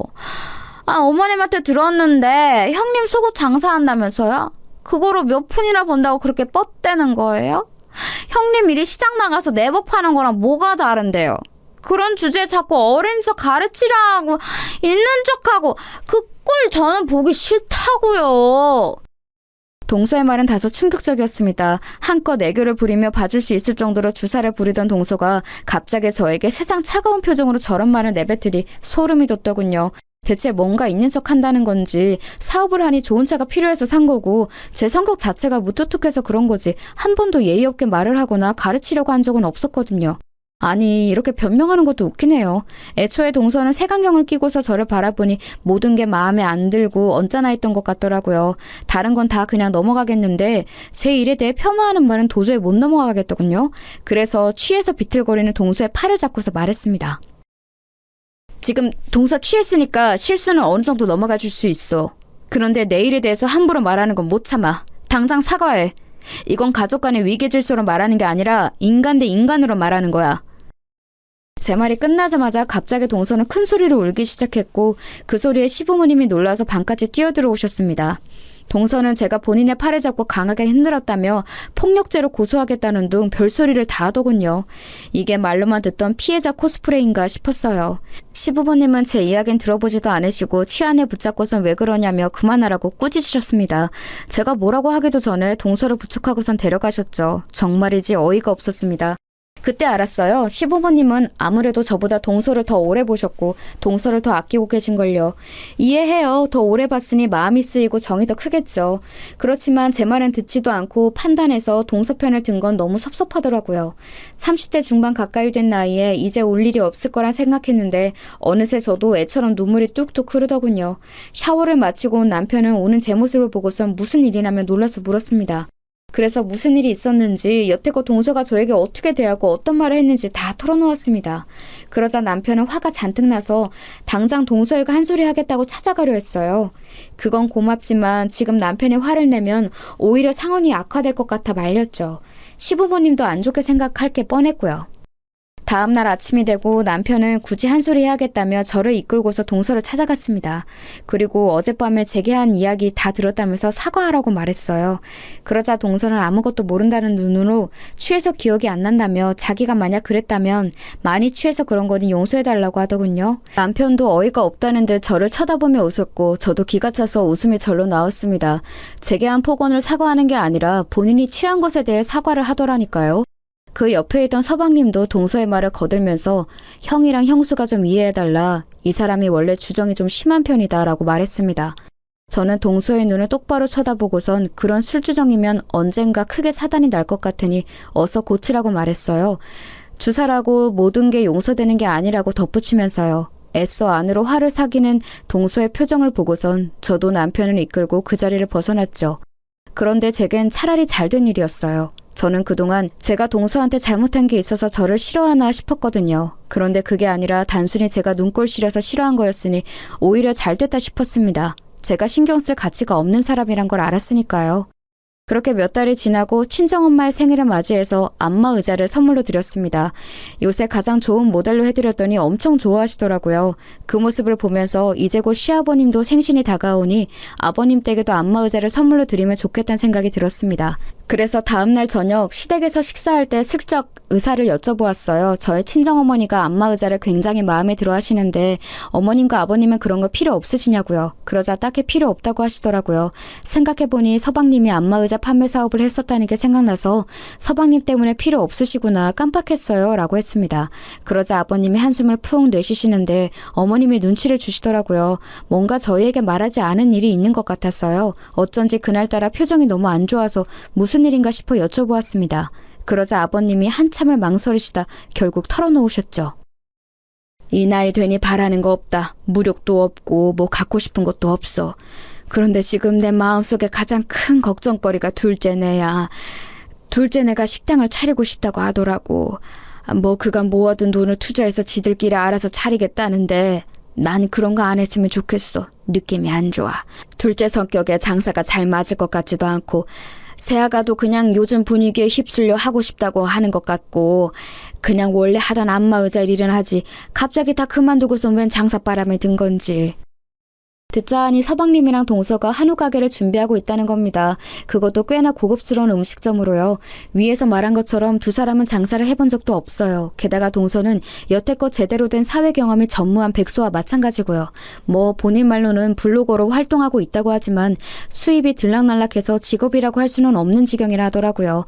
시댁이 결혼 자금을 대주면서 여유가 생긴 서방님이 그간 벌어둔 돈과 퇴직금, 가진 걸 전부 다 더해서 가게를 차릴 계획이었던 겁니다. 그러니 시부모님의 걱정이 이만저만이 아니셨던 거죠. 그 얘기를 듣는 저도 걱정이 될 정도였으니까요. 지금 뭐 터는 정했고 계약만 하는 상황이라고 하던데 시부모님은 내심 저희가 말려주길 바라는 것 같았어요. 당신들 말은 안 들으니 저희라도 나서길 바라는 마음이셨겠죠. 그렇지만 본인들이 본인들 돈으로 하겠다는데 남편과 제가 뭐라고 할 수 있나요? 어쩔 수 없이 남편이 그날 서방님한테 따로 전화해서 상황을 전달받고 조금 더 꼼꼼히 생각해본 후에 가게를 차리는 건 어떠냐고 말했는데 이미 동서가 모든 계획은 세운 터라 미룰 수가 없다고 하는 겁니다. 아무래도 동서한테 아예 콱 붙잡혀 사는 것 같았어요. 결국 동서를 설득해야 하는 건데 그럴 수 있는 사람이 가족 중에 아무도 없었습니다. 동서의 고집은 못 이긴다는 걸 아니까요. 이런저런 걱정으로 정신없는 일주일이 흐르고 남편이 오랜만에 회식으로 술에 취해 집에 돌아온 날이었어요. 평소 마시지도 않는 술을 잔뜩 마시고 침대에 뻗어버렸죠. 뭐 이런 날도 있겠거니 하면서 남편의 옷을 정리하는데 남편 핸드폰으로 전화가 한 통 왔습니다. 서방님이었어요. 늦은 밤에 전화한 걸 보면 뭔가 급한 일이 있나 싶어서 제가 대신 받았어요. 제 목소리에 당황하기에 무슨 일 있냐고 물었습니다. 그러자 서방님은 잠시 망설이다가 이렇게 말했죠. 형수님, 저 아시죠? 돈 떼어먹거나 뒤통수 치는 그런 사람 아니란 거. 저 여태껏 정직하게 살아왔고 다른 사람한테 폐 한 번 안 끼치고 살아왔어요. 결백해요. 그러니까 그런 저 한 번만 믿고 부탁 하나만 들어주실 수 있나요? 아, 이런 말 정말 하고 싶지 않았는데 이번에 가게 차리려고 모아둔 자금을 집사람이 사기 맞았어요. 당장 내일 계약금을 내야 하는데 자금이 부족해요. 부모님한텐 연치 없어서 말도 못하겠고 도움 구할 곳이 형밖에 없어서 전화한 거예요. 가게 잘 꾸려서 꼭 배로 갚을게요, 형수님. 한 번만 도와주실 수 없을까요? 그 돈을 다 사기 맞았다니 가지가지 하는구나 싶었습니다. 동서의 친척이 사기를 친 거였고 동서는 전혀 모르는 일이었다고 하더군요. 불가항력적으로 당한 일이라 어쩔 수 없었다고 하는데 한숨이 절로 나오더라고요. 만약 평소에 저 같았다면 당장 가게고 뭐고 때려치라고 했을 거예요. 그게 상식적으로도 맞고요. 사기당할 정도의 사람이면 장사하면서도 분명 돈이 새어나가는 걸 막을 능력이 없을 테고 서로를 향한 믿음에 금이 간 상태니까 원만하게 이끌어갈 수도 없을 거고요. 그런데 저는 차마 서방님에게 쉽게 대답할 수가 없었습니다. 서방님의 목소리가 너무나 처절하고 간절하게 들려서요. 평소에 점잖은 서방님과는 전혀 다른 모습에 놀라기도 했고 얼마나 다급하면 형수인 나에게 털어놓을까 싶어 안쓰럽기도 하고요. 그래서 저는 오늘 밤까지 생각해 보겠다고 하고선 전화를 끊었습니다. 그날 밤 참 많은 생각을 했어요. 생각은 꼬리를 물고 또 물어서 제 어릴 적 생각까지 거슬러 올라가게 하더군요. 만약 우리 집이 사기를 당하지 않았다면 어땠을까? 아니, 사기를 당한 채 위태로운 우리 가족에게 누군가가 손 내밀었다면, 그 사람이 기적처럼 그 빚을 갚아주었다면 우리 가족은 어떻게 됐을까란 생각이 들었습니다. 만약 그랬다면 저도 언니와 행복한 자매로 컸을 테고 사이좋던 부모님도 할머니, 할아버지가 될 때까지 서로를 위하며 함께 하셨겠죠. 돈이란 건 가장 좋다가도 가장 무서운 존재가 맞는 것 같아요. 사랑하는 가족마저도 헤어지게 만들고 간절함으로 무릎 꿇게 만들고 우리가 모르는 모습을 보이게 만드니까요. 찢어진 우리 가족을 떠올려 보니 서방님의 부탁을 거절할 수가 없었습니다. 사기당한 건 한심하지만 일부러 그런 것도 아닐 테고 동서도 상심이 클 거라 생각했어요. 이 일로 두 사람이 헤어지게 된다면 분명 저와 같은 후회를 하게 될지도 모르죠. 그 생각까지 하게 되니 결국 전 그 부탁을 들어주기로 했습니다. 물론 제게도 다소 무리한 금액이었지만 아예 불가능한 건 아니었거든요. 저는 곧바로 서방님께 전화해서 알겠다고 답한 뒤 대신 형과 동서에게는 비밀로 해달라고 했습니다. 남편이 알면 너무나 미안해하면서 분명 가게를 접으라고 말하게 뻔했고 동서가 알면 그 자존심에 화나 죽으려고 할 테니까요. 이에 서방님은 너무나 좋아하면서 감사하다고 수십 번 인사했습니다. 제 돈이니 우선 가게 명의는 제 이름으로 하겠다고 말하더군요. 자기가 사장이 아니라 매니저로서 고용된 거로 하고 꼭 성공시키겠다고 약속했습니다. 저도 뭐 나쁠 거 없으니 알겠다고 했고요. 어쩌다 보니 비밀 사장이 된 거죠. 그렇게 서방님과 동서는 우여곡절 끝에 가게를 시작했습니다. 두 사람이 그런 장사 경험이 적으니 본인 친구 중 장사를 오래 했던 친구들을 고용해서 어찌어찌 잘 꾸려가더라고요. 물론 처음엔 크게 적자였어요. 빚은 늘어갔고 서방님의 자신감도 많이 하락한 듯 보였습니다. 그렇지만 서방님은 끈기가 있는 사람이었어요. 매일 집에 가지 않고 가게에만 틀어박혀서 보완해야 할 점을 살폈고 음식을 만들고 조합하고 다시 새롭게 리뉴얼하면서 조금씩 더 발전시켜 나갔어요. 이따금씩 남편과 함께 가게를 찾아가면 여지없이 서방님 혼자 어두운 가게에 남아 공부를 하고 있더라고요. 남편은 서방님이 너무 고생한다며 갈 때마다 용돈을 쥐어주곤 했는데 그럴 때만 서방님은 제 눈치를 많이 보았어요. 그 모습이 왜 그렇게 친동생처럼 안쓰럽고 마음이 쓰였는지 가게가 적자인 거 뻔히 아는데 서방님은 매주 5만 원, 10만 원, 15만 원씩 꼬박꼬박 제 통장에 입금하며 고맙다는 말을 전했습니다. 이러지 않아도 된다고 나중에 여유 생기면 달라고도 말했는데 도통 제 말을 듣지 않더라고요. 어차피 이 가게의 실질적 주인은 저고 이 돈도 제 돈이니 이렇게라도 전하는 게 본인 마음이 편하다고 하면서요. 남편에게는 비밀인지라 티는 못 냈지만 그런 서방님이 참 대견했어요. 어떻게든 잘 살아가려고 애쓰는 모습을 보니 언젠간 성공하겠다 싶어서 돈을 빌려준 것에 대해 마음이 조급하지 않더라고요. 시간은 다소 걸리겠지만 나중에라도 다 갚긴 하겠다 싶어서요. 은혜를 잊고 살지만 않으며 그걸로 이자는 충분할 거라 생각했습니다. 서방님의 간절한 기도를 들어주신 건지 제 돈이 하루빨리 되돌아올 운명이었던 건지 가게가 점점 잘 풀리기 시작했어요. 입소문이 났는지 젊은 사람도 많이 찾기 시작했고 단골들이 꽤 생겨서 고정 수입도 생겼다고 하더라고요. 늘 어두컴컴한 낯빛으로 여린 미소만 짓던 서방님의 얼굴에도 점차 생기가 생겼습니다. 그 모습을 보면 남편도 정말 다행이라며 마음 놓여했고요. 그런데 언제나 동서가 말썽이에요. 가게가 잘 안 될 때 동서는 출근도 잘 안 했다고 들었거든요. 그렇다고 별 일이 있는 것도 아니고 그냥 집에서 늘 누워 있었다는데 이해가 되시나요? 본인 말로는 어차피 손님 없어서 할 일도 없고 직원이 손님보다 더 많으면 민망하지 않냐. 인력 낭비해서 뭐하냐. 한 명이라도 쉬는 게 경제적 이익 아니냐고 말했대요. 가게가 텅 비어서 팔이 날리는 꼴을 본인 두 눈으로 직접 보고 있는 것도 너무나 괴롭다면서요. 그 이야기를 들으면서 정말 사람은 변하지 않는구나 싶었습니다. 그런데 가게가 잘 된 이후로 찾아가 보니 카운터에 떡하니 서서 사장 노릇을 하고 있더라고요. 잘 웃지도 않고 별다른 인사말을 건네는 것도 아니면서 가장 쉬운 카운터 앞에만 앉아 계산일을 하는데 그러면서 본인이 마치 사장인 것처럼 직원들한테 빨리빨리 움직이라고 소리치고 서방님은 주방과 홀을 왔다 갔다 하며 땀 뻘뻘 흘리면서 일하는데 혼자 선풍기 바람 쐬는 꼴을 보아하니 정말 별꼴이더라고요. 보다 못한 남편이 동서에게 눈치를 주면서 한 명이라도 일손을 더 해야 하는 거 아니냐고 지나가듯이 말했대요. 그러자 안 그래도 직원을 더 뽑을 생각이었다며 가게가 잘 돼서 피곤해졌다는 듯이 말했다는 겁니다. 이쯤 되면 동서랑 결혼한 서방님은 무슨 생각이었는지 궁금해지더군요. 남편 말로는 둘도 우리 부부처럼 어릴 적부터 알던 사이여서 그냥 그 자체로 받아들인 채 사는 것 같다고 하더라고요. 아무리 속고 친구여도 그렇지 뭐가 이상하고 뭐가 안 좋은 건지는 알고서 고쳐줘야 하는 게 아닌가 싶었지만 우린 그냥 상대하지 말자 싶어서 더 이상 말 걸지 않기로 했습니다. 그렇게 가게가 막 풀린 무렵 저는 고등학교 때부터 친했던 친구들 무리를 소집했어요. 저까지 11명이나 되는 대규모 모임이었죠. 고향 친구들이다 보니 사는 곳도 가까워서 1년에 한 번은 꼭 주기적으로 만나왔거든요. 제겐 유일한 친구들이기도 해서 슬픈 일이나 화나는 일, 기쁜 일을 소소하게 나누고 마음을 나눠주는 소중한 가족과 마찬가지인 애들이었어요. 마침 때마다 만나는 시기가 다가왔고 이번엔 어디서 모일지 이야기를 나누고 있었습니다. 한 친구가 오랜만에 고기를 먹고 싶다기에 번뜩 서방님 가게가 떠올랐어요. 그래서 우리 서방님이 소고기집을 열었다고 하고 서비스 많이 달라고 할 테니 거기서 모이는 게 어떻겠냐고 물었습니다. 그러자 다들 흔쾌히 좋다고 말하며 오랜만에 배불리 먹고 큰돈 쓸 준비하겠다고 말해주더라고요. 말이라도 얼마나 고맙던지 그 자리에서 곧바로 서방님에게 연락해 저까지 11명 예약해달라고 했어요. 그러자 서방님은 또 수화기 너머로 연신 허리를 굽혀가며 고맙다고 말했고 서비스 무조건 많이 주겠다고 호언장담을 하시더군요. 그런데 우리가 가는 날 서방님은 다른 가게 답사차 출근을 안 한다고 하더라고요. 대신에 동서가 있으니 미리 말해두겠다고 하더라고요. 그 말을 듣자마자 어쩐지 불안감이 엄습했습니다. 잠시나마 약속을 취소하고 다른 날로 잡아야 하나 싶었어요. 하지만 다시 시간 맞추는 것도 힘들고 동서도 설마 본인 가게 음식 팔아주러 가는 건데 또 그렇게 안하무인으로 굴까 싶어서 약속을 취소하지 않고 알겠다 했습니다. 그런데 그게 화근이었어요. 정해진 약속날이 되고 저와 친구들은 들뜬 마음으로 가게를 찾았습니다. 그날은 평일 낮이라 사람들이 대체로 없을 때였어요. 일부러 친구들끼리 그 시간을 맞춰간 거였고요.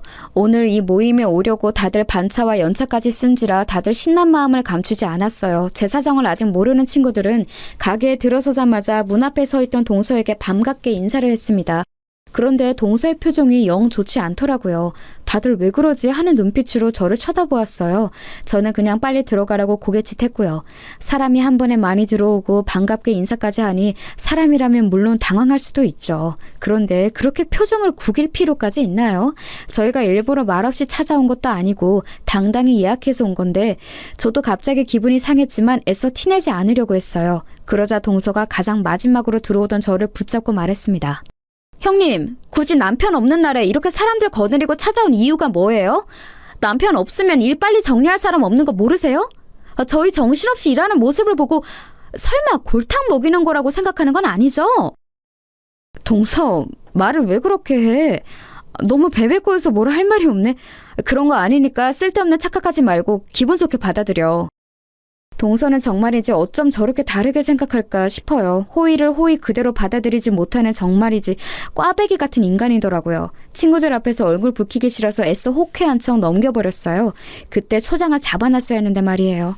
저희는 메뉴판을 보면서 뭘 먹을지 이런저런 의견을 나누고 있었습니다. 그런데 사람이 많으니 다소 주문 시간이 길어지게 됐어요. 이 부분은 물론 좀 그럴 수 있긴 해요. 그렇지만 5분을 넘기지는 않았고 옆 테이블에 피해가 가지 않게 저희끼리 조용히 이야기 나눴거든요. 그런데 동서가 저 멀리서 저희를 째려보고 있더라고요. 그마저도 제 친구가 말해줘서 알았어요. 야, 니 동서 지금 우리 노래 보고 있는 거 아니야? 나 지금 얼굴 뚫어지는 줄 알았어.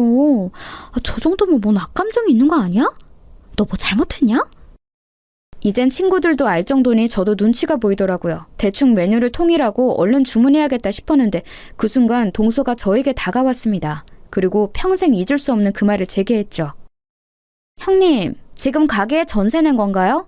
아까부터 계속 그 테이블만 바라보고 있는 거 뻔히 알면서 이래놓고 주문 안 할 생각은 아니시죠?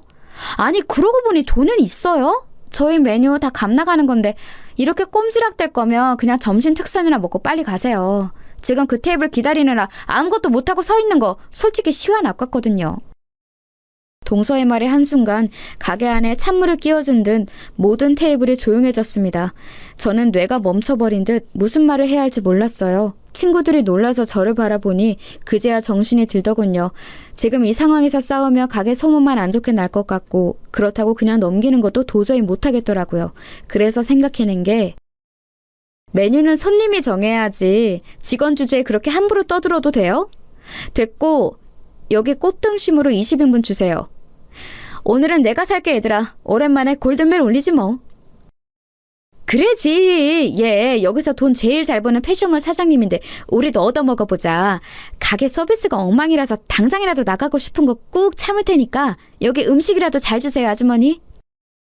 제 의도를 알아차린 친구 한 명이 곧바로 저를 지원사격해줘서 속이 뻥 뚫리는 기분이었어요. 저와 제 친구 말에 동서의 표정은 곧바로 어두워졌고 친구들은 그 자리에서 크게 박장대소했죠. 동서는 또다시 카운터로 돌아갔고 다른 직원들에 의해 아주 거하게 대접받았습니다. 서비스를 많이 주겠다는 서방님의 말은 사실이었는지 뭔 별의별 음식이 줄기차게 나오더군요. 큰돈 써서 속이 좀 쓰리긴 했지만 그보다 더 많은 걸 대접받아서 기분은 좋았습니다. 친구들에게 이렇게 쓴 것도 처음이니 그거대로 유의미하다고 생각했고요. 식사를 다 마친 뒤 친구들을 가게 밖으로 내보내고 저는 동서에게 카드를 내밀었습니다. 동서는 저를 보고 비웃음조로 이렇게 말하더군요. 저희 가게 생각해서 찾아와 주신 거 감사해요 형님.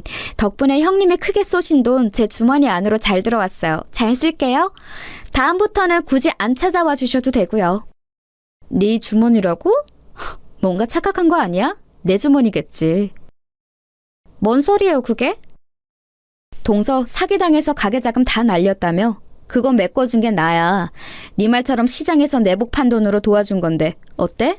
그래서 이 가게는 내 명의로 되어 있고 정확히 말하면 내가 사장이고 여기 모든 돈은 내 돈이란 뜻이지. 서방님과 내가 이미 다 정리한 일들이야. 그래서 말인데 내가 사장으로서 하는 가장 첫 번째 일을 지금 해보려고. 너 여기서 해고야. 내 가게에서 나가. 지금 네가 여기서 나가지 않으면 난 당장 내일부터 서방님과 너 여기 모든 직원들 다 해고할 거야. 그래도 못하겠다면 네가 사기당해서 자금 다 날린 거 시부모님한테 말하거나 셋 중에 선택해. 지금 여기서 당장.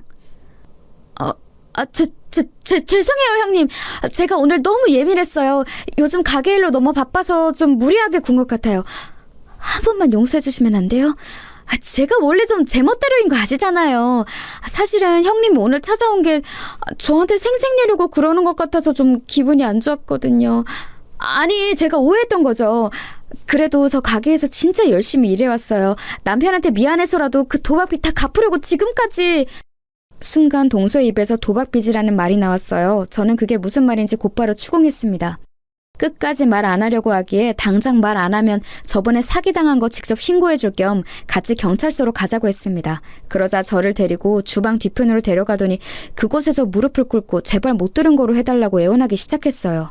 제가 계속해서 캐묻자 손을 벌벌 떨면서 그 자리에서 이실직고를 하더군요. 알고 보니 동서는 친척에게 사기를 당한 게 아니라 도박에 손을 대 돈을 잃은 거였습니다. 무려 가게 자본 전부를요. 대체 무슨 생각으로 서방님이 평생을 모은 그 돈으로 도박을 한 거냐고 물으니 자기는 잃을 줄 몰랐다고 하대요. 몇 배로 불려오면 장사가 잘 안 돼도 상관없을 테니까 조금이라도 더 여유롭게 하고 싶어서 손을 댄 거래요. 도박에 빠진 다른 친구가 돈을 따는 모습을 보고 별로 어려운 일도 아닌 것 같았다면서요. 그런데 처음에 돈을 잃고 나서 그 돈을 메꾸려고 남의 돈을 일부러 넣었고 그마저도 1차 다시 원상복구하려 돈을 넣고 잃고 다시 넣고 잃고 그 과정을 반복하다가 일주일 만에 억소리 나게 잃은 겁니다. 그래놓고 뻔뻔하게도 친척에게 사기를 당한 거라고 말하더군요. 기가 차서 웃음이 나왔습니다. 무슨 말을 해야 할지 몰라 어이없이 그냥 쳐다만 보는데 그걸 긍정적인 신호로 생각했는지 갑자기 일어나서 이렇게 말하더군요.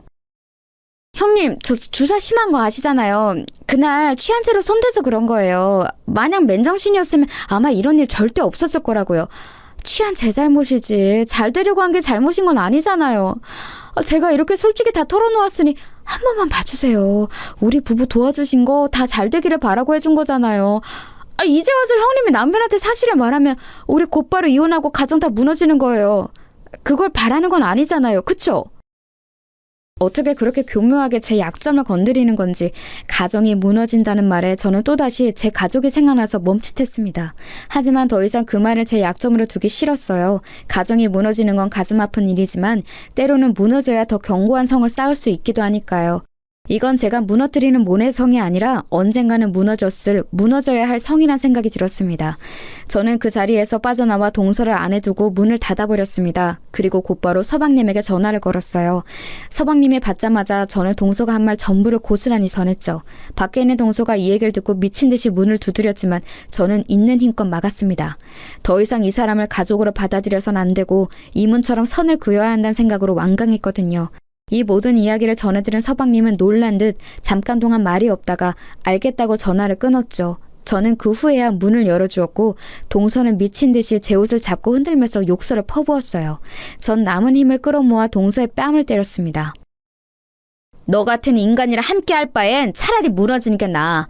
서방님은 혼자서 다시 일어설 수 있는 사람이니까. 난 네가 말한 그딴 쓸데없는 걱정 안 해. 그리고 이제 가족도 뭣도 아닌 남이니까 마지막으로 충고할게. 그 망할 주사 고쳐. 이미 이사단이 났지만. 그 말을 하고선 저는 고래고래 소리를 지르는 동서를 두고서 가게를 빠져나왔습니다. 그 후의 일은 굳이 말하지 않아도 대충 짐작이 가실 거예요. 동서가 도박에 손댔고 그로 인해 모든 돈을 잃은 걸 시댁 식구가 모두가 알게 됐어요. 서방님이 모두가 모인 자리에서 이 사실을 밝혔고 동서와 이혼하겠다고 선언했거든요. 잃은 돈을 법적으로 돌려받으라는 시아버님의 말씀에 서방님은 자신이 배우자를 잘못 선택한 죗값이라고 생각하며 살겠다 했습니다. 결국 서방님은 그렇게 이혼을 하게 됐죠.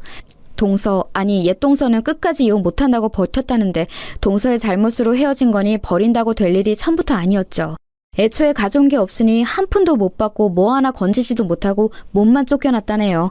저도 그 후로 한 번도 동서를 못 봤어요. 서방님에겐 몇 번이나 연락이 오고 매일 집 앞으로 찾아왔다는데 그걸 모두 완강히 외면한 서방님이 대단하다고 생각했어요. 아마 자신을 속인 것과 지금까지 한 행동에 대해서 큰 충격을 받았으니 심적으로 많이 힘들었겠지만 늘 그랬듯 꿋꿋하게 이겨낼 거란 믿어요. 그럴 수 있게 남편이 옆에서 아주 잘 돕고 있습니다. 퇴근 후에 가게를 찾아가 서방님 일을 돕고 있거든요. 우애 좋은 형제로 소문날 정도니 말 다 했죠. 가게는 여전히 서방님이 운영하고 있어요. 장사가 잘 되고 있어서 아무래도 사장님은 서방님이 하는 게 맞을 것 같더라고요. 지금도 여전히 매주 제게 돈을 보내오는데 금액이 점점 커지는 걸 보니 서방님이 멋지게 자립할 날도 얼마 안 남은 거겠죠. 부디 행복해지면 좋겠어요. 착한 사람은 복을 얻어야 하는 게 이 세상에서 가장 당연한 이치잖아요. 제가 아는 사람 중에 가장 정직하고 바른 청년이니까 바라는 대로 이루어졌으면 좋겠다고 오늘도 조용히 기도해 봅니다. 이 어이없고도 웃음이 나오는 사연을 따뜻하고 다정하게 들어주셔서 감사합니다. 좋은 하루 보내시길 바랄게요.